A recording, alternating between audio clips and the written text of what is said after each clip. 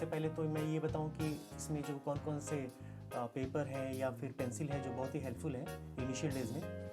तो जैसा कि मैं हमेशा बताता हूँ कि आप जो पेपर है इनिशियल डेज़ में आप कोई भी एक्सपेंसिव पेपर यूज़ ना करें। अगर आपके पास है तो कोई बात नहीं, लेकिन इनिशियल डेज़ में आप जब परचेज़ कर रहे हैं तो प्रिंट पेपर यूज़ कर सकते हैं, क्योंकि आपको बहुत ज़्यादा प्रैक्टिस करना है, बहुत ज़्यादा पेपर का यूज़ होने वाला है। तो ये यहाँ पे हो गया। आप कोई भी ड्राइंग बुक भी ले सकते हैं इनिशियल डेज़ में। 10 रुपीज़, 15 रुपीज़, 50 रुपीज़ के करीब में अप्रॉक्सीमेट आ जाता है। और उसके अलावा जो पेंसिल है वो भी आपको बहुत ज़्यादा एक्सपेंसिव नहीं लेना है। और इनिशियल डेज़ में आपको फेवर कैसल है, अप्सरा है, कैमलिन है, ये कोई भी ब्रांड का आप जो पेंसिल है 4B और 6B यूज़ कर सकते हैं। मैं स्पेशली 4B और 6B के लिए इसलिए करता हूँ कि ये जो एक इंटरमीडिएट है ग्रेड्स का, जैसे कि 2H होता है, H होता है, 2B होता है, तो इसके अलावा 8B, 10B, 12B, तो हमें ना बहुत ज़्यादा कम भी यूज़ करना है, ना बहुत ज़्यादा भी यूज़ करना है, कि जैसे कि डार्कनेस होती है उसको फ्लो जो हम कंट्रोल नहीं कर सकते 12B, 10B, 8B का। तो यहाँ पे हम 4B और 6B में बेनिफिट ये है कि इसका जो फ्लो है पेपर पे बहुत अच्छा रहता है और बहुत स्मूथ चलता है ये। तो इनिशियल डेज़ में आपको जब भी आप फ्लो करें या जो भी आप प्रैक्टिस कर रहे हैं तो वो जो पेंसिल है वो बहुत ही हेल्पफुल रहता है। और ये जो मैं आपको मेथड्स बताऊंगा, जो टेक्निक्स बताऊंगा, वो बहुत ही हेल्पफुल है, इसलिए कि आप अगर आपने स्केचिंग स्टार्ट की है या फिर आप स्टार्ट कर चुके हो या प्रोफेशनल भी हो चुके हो, तो बहुत लोगों का ये आता है कि मैं स्केचिंग तो बहुत अच्छा कर लेता हूँ, पोर्ट्रेट्स बना लेता हूँ, मैच कर जाता है, लेकिन वो फ्लोज नहीं आ पाते, वो स्ट्रोक्स नहीं आता है। तो उसके लिए मैं जो अभी बताऊँगा ये वार्म अप सेशन है, आपको इसमें बेनिफिट होगा क्लास 1 क्लास 2 में स्पेशली। तो कुछ बेसिक शेप्स भी बताऊँगा मैं, क्योंकि सारी स्केचिंग जो है वो बेसिक शेप से ही डिपेंड करता है।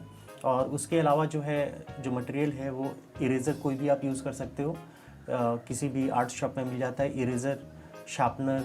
ये जो है आपको बहुत ज़्यादा एक्सपेंसिव लेने की ज़रूरत नहीं है, 5 रुपीज़ 10 रुपीज़ के अराउंड में आ जाता है।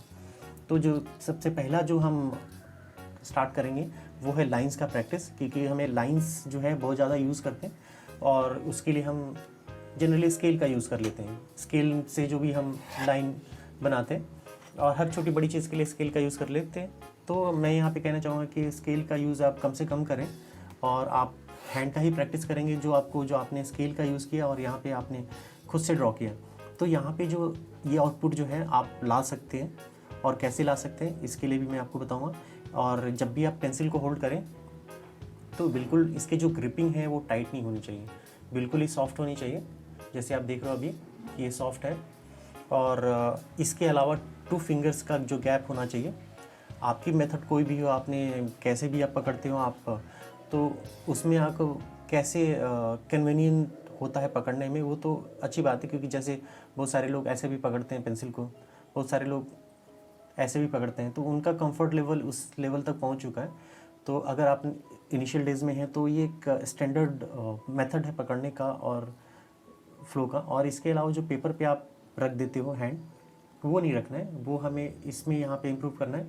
इसको हमें एयर में ही रखना है। अगर आप चाहें तो ये जो फिंगर है इसको आप सपोर्ट के लिए रख सकते हैं और पूरा पूरा हैंड मूव होना चाहिए।